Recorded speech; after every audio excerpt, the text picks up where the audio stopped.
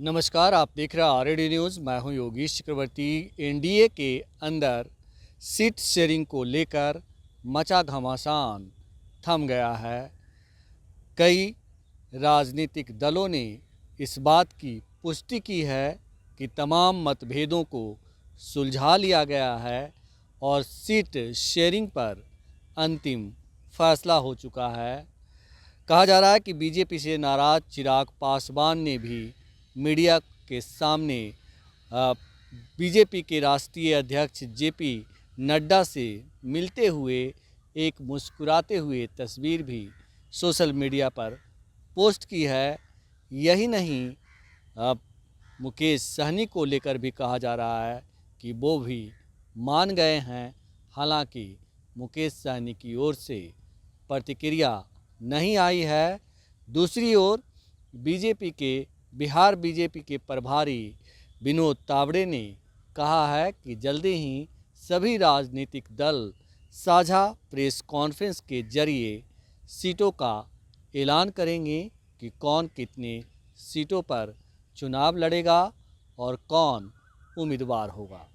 इसी मसले पर हम बात करते हैं वरिष्ठ पत्रकार संतोष जी से और समझते हैं कि अब से कुछ देर पहले तक जो मुद्दा काफ़ी पेचीदा बना हुआ था, इतना जल्दी कैसे सुलझा लिया गया।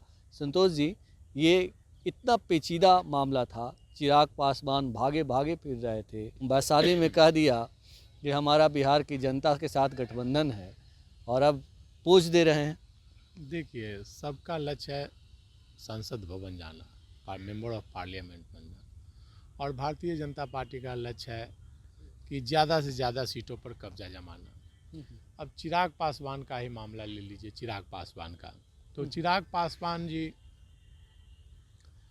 पिछले 15 दिनों से बगावती तेवर में थे लगातार, और वो प्रधानमंत्री के कार्यक्रम में भी नहीं गए थे, और वो अपना 6 सीट का दावा कर रहे थे कि भाई मुझे 6 सीट और एक राज्यसभा हर हाल में चाहिए। और भारतीय जनता पार्टी का मूल उद्देश्य है कि किसी भी प्रकार से भाई सीट नहीं गंवाना है। आप देख रहे होंगे भारतीय जनता पार्टी मतलब सत्ता के लिए कितनी झुकी हुई है। नीतीश कुमार के सामने दंडवत हुई, नीतीश कुमार को उन्होंने मिलाया, चिराग पासवान को मिलाया, उपेंद्र कुशवाहा को मिलाया, और अब मुकेश सहनी को भी मिलाने की बात चल रही है। तो भारतीय जनता पार्टी का लक्ष्य मेन है 40 सीट बिहार की, 40 सीट जीतना, और भाजपा लेकर चल रही है लोकसभा सीट चुनाव में 400 सीटों का लक्ष्य लेकर चल रही है। तो वो एन केन प्रकार किसी भी प्रकार से चाहती है कि कोई नुकसान ना हो, कोई इफ बट ना हो। आप देखेंगे कि अगर चिराग पासवान से अगर समझौता हो जाता है, जैसा कि दिखाया जा रहा है, टीवी पे न्यूज़ आ रहा है, सोशल मीडिया पे आ रहा है, तो चिराग पासवान से समझौता होता है तो भाजपा को अपनी 17 सीट में से भी घटाना पड़ेगा भाजपा को सीट। नीतीश कुमार चूँकि 16 सीट से कम पर समझौता करेंगे नहीं। अगर उन्हें यहाँ 2 सीट घटाया जाएगा या 4 सीट तो दूसरे झारखंड में दिया जाएगा, दूसरी जगह दिया जाएगा लेकिन नीतीश कुमार 16 लोकसभा सीट हर हाल में लड़ेंगे। चिराग पासवान की बात है तो चिराग पासवान को मनाने के लिए पूरी भाजपा लगी हुई थी। वो भाजपा जानती है कि चिराग पासवान अगर गए तो बिहार में मिनिमम 30 सीट का नुकसान होगा एनडीए को। जी, क्योंकि चिराग पासवान का वोट बैंक है लगभग 15 से 20 लोकसभा क्षेत्रों में, 1 से 1.5 लाख, लगभग 2 लाख, किसी किसी क्षेत्र में 2 लाख पोलिंग वोट है, और वो वोट जहां महागठबंधन की तरफ गया तो वो सीटों का नुकसान होगा। और इसलिए भारतीय जनता पार्टी चिराग पासवान को हर हालत में मना रही है, उसे खोना नहीं चाहती है। उसे डर है कि अगर बिहार में ही 30 सीट का नुकसान हो जाएगा, यूपी में नुकसान हो जाएगा, तो फिर सत्ता केंद्र में कैसे आएगी। तो केंद्र में सत्ता हासिल करने के लिए भारतीय जनता पार्टी किसी भी हद तक जा सकती है, किसी से भी समझौता कर सकती है। जी। संतोष जी, क्या आपको लगता है कि जिस तरह से कहा जा रहा था कि चिराग पासवान 6 सीटों पे अड़ गए हैं और जिद पे अड़े हुए हैं कि 6 से कम नहीं, तो क्या एक बार फिर बीजेपी ने चिराग के सामने घुटने टेक दिए, या मतलब उनकी बातें मान लिया है और उन्हें 6 सीटें मिल गई है, या चिराग को कुछ ना कुछ समझौता करना पड़ा है? देखिए, निश्चित तौर पर कुछ ना कुछ तो समझौता हुआ ही होगा।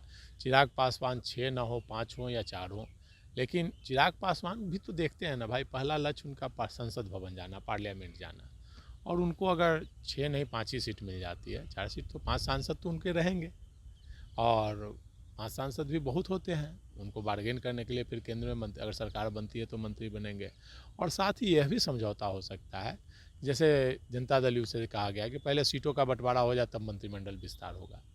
तो अगर साथ में हो सकता है मंत्री पद का भी उनके नेताओं को किसी को ऑफर दिया गया होगा कि भाई चलिए बिहार में भी देखिए, मिलजुल करके गठबंधन का धर्म का पालन कीजिए।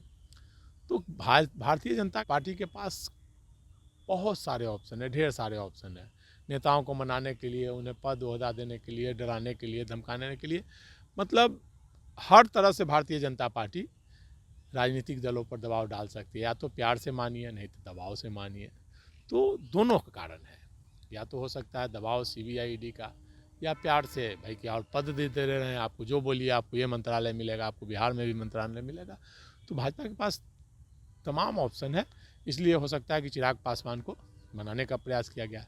और मुझे लगता है कि चिराग पासवान अगर मान जाएंगे तो मुकेश सहनी को बाहर का रास्ता दिखा दिया जाएगा। मुकेश सहनी को मुझे नहीं लगता है कि भाजपा फिर रखेगी। जी जी, मुकेश सहनी को बाहर का रास्ता दिखा दिया जाएगा, लेकिन क्या समझौता होने से दिल मिल जाएंगे? क्या नीतीश कुमार के वोटर चिराग पासवान को वोट करेंगे, या चिराग पासवान के वोटर नीतीश कुमार को वोट करेंगे? जो आप 30 सीट का दावा कर रहे हैं, वो फिर 30 सीट कहाँ से आएगा, अगर मेरे सवालों में दम है तो? देखिए, चिराग पासवान के वोटर ऐसे हैं कि वो जिधर जाएंगे उनके वोटर उनके साथ जाएंगे। चिराग पासवान अगर RJD के साथ जाएंगे तो उनके वोटर RJD को जाएंगे, भाजपा के साथ जाएंगे तो भाजपा के साथ। उनके पासवान वोटर, उनका कैडर एग्रेसिव वोटर है। चिराग पासवान अगर एक बार संदेश दे देंगे कि नीतीश को हराना है तो उनके वोटर नीतीश को नहीं वोट देंगे। अगर उन मैसेज देंगे कि हाँ मिलजुल करके केंद्र को देखना है, सबको देना है, तो देंगे। लेकिन नीतीश जी के जो वोटर हैं वो मुझे लगता है, जो जदयू के वोटर हैं उसमें कुछ % लोग चिराग पासवान को कैंडिडेट को हराने का काम कर सकते हैं, क्योंकि उनकी नाराज़गी है। जो कैडर हैं JDU के, उनको लगा है कि इसी के कारण हमारी स्थिति हुई है। तो ये हो सकता है। भाजपा के कैडर नहीं दे सकते हैं नीतीश कुमार को वोट, जो उनकी नाराज़गी है कि फिर वो भाग सकते हैं। लेकिन पासवान कैडर, देखा जाता है कि चिराग पासवान का कैडर है कि वो जिधर जाएंगे उधर जाएगा। लालू प्रसाद का कैडर वोट है जो जिधर जाएंगे उधर जाएगा। 90%, 10% वोट इधर उधर होता है, लेकिन मास वोट 90% चिराग पासवान जिधर जाते हैं उधर जाएगा। तेजस्वी के वोटर जिधर जाएंगे उधर जाएगा। तो ये एक मतलब वोट बैंक उनकी, मतलब उनके साथ लगाव है। उनके जो आपने कहा संतोष जी कि चिराग जी का वोट जो है इंटैक्ट है, लेकिन नीतीश कुमार के जो वोटर हैं वो धोखा दे सकते हैं, पीठ में खंजर उतार सकते हैं चिराग पासवान के। तो ऐसे में 30 का 30 सीट फिर कैसे मिलेगा NDA गठबंधन को? नीतीश कुमार के वोटर भी कर सकते हैं, और भाजपा के भी जो वोटर हैं वो भी नीतीश कुमार के कैंडिडेट को हरा सकते हैं, क्योंकि नीतीश कुमार पर भरोसा किसी को नहीं है। आज के वर्तमान राजनीतिक परिप्रेक्ष्य में किसी भी राजनीतिक दल को नीतीश कुमार पर भरोसा नहीं है। लोगों को लगता है कि ये फिर चुनाव जीतेंगे, जब जब ये बोलते हैं कि अब अंतिम हो गया, आप पलटी नहीं मारेंगे, अब कहीं नहीं जाएंगे, और फिर हो जाते हैं। तो भारतीय जनता पार्टी को इस बात का भी डर है कि अगर नीतीश कुमार 10 सीट 15 सीट जीत जाते हैं तो फिर प्रधानमंत्री का कैंडिडेट बन के भाग सकते हैं। तो भाजपा के वोटर को ये एक, मुझे लगता है कि भाजपा के वोटर जो हैं, भाजपा समर्थक जो हैं, वो नीतीश जी के कैंडिडेट, जैसे विधानसभा चुनाव में आप ले लीजिए, गठबंधन था लेकिन चिराग पासवान ने कैंडिडेट दिया, लेकिन उसके साथ कौन थे? तो भाजपा के जो भी समर्थक थे वो चिराग के साथ थे। तभी नीतीश जी की स्थिति कमोबेश, अगर फिर यही स्थिति हुई तो मुझे लगता है कि नुकसान हो सकता है। लेकिन अगर सब लोग मिलजुल कर प्रयास करेंगे और वोटर गोलबंद अगर रहेंगे और अपने अपने वोटर को कन्विंस करने का प्रयास करेंगे, तो मुझे लगता है कि NDA गठबंधन, जो गठबंधन है, चिराग पासवान, भूपेंद्र कुशवाहा, आपको फिर मुकेश सहनी तो मुझे अभी तक नहीं हुआ है, भारतीय जनता पार्टी, नीतीश कुमार, तो वोट परसेंटेज बढ़ा है और मुझे लगता है कि 30+ सीट ही आएगी। अभी ये इंटैक्ट रहेंगे तो। अभी तक उपेंद्र कुशवाहा जी का क्लियर नहीं हुआ, वो अज्ञातवास में अभी तक है उपेंद्र कुशवाहा, उनका क्लियर नहीं आया। तो उनको भी भाजपा, जब चिराग पासवान को मना लिया भाजपा ने, तो उपेंद्र जी को भी मना ही लेगी। जी। तो सीटों का पूरा समीकरण बस गठबंधन का है, आप जान लीजिए। नीतीश जी का वोट बैंक, चिराग पासवान का वोट बैंक, उपेंद्र कुशवाहा जी का वोट बैंक, भाजपा का वोट बैंक, मांझी जी का वोट बैंक, सब जोड़ करके एनडीए का पलड़ा भारी लगता है। और मुझे लगता है कि यही गठबंधन अगर एकजुट रहा तो 30 के आसपास भाजपा एनडीए गठबंधन सीट जीत सकती है। अगर इसमें से कोई भी, अगर मुकेश सहनी फिर इधर आ जाते हैं तो फिर लड़ाई होगी। चिराग पासवान इधर आते हैं, अभी तो खेला बहुत है, तो लास्ट तक समीकरण होगा। अगर भाजपा फिर हराने का काम करेगी तो फिर जदयू के वोटर भी भाजपा को हराने का काम करेंगे। तो अभी काफ़ी मतलब पानी बहना अभी काफ़ी बाकी है। अभी चुनाव का घोषणा नहीं हुआ है, घोषणा होगा, गठबंधन होगा, रूठने मनाने का खेल चलेगा, उसके बाद फिर देखिए चुनाव के समय क्या होता है। लेकिन अगर ईमानदारी पूर्वक अगर एनडीए लड़ता है तो 30+ सीट जीतने में उसे लगभग 30 सीट जीत सकती है।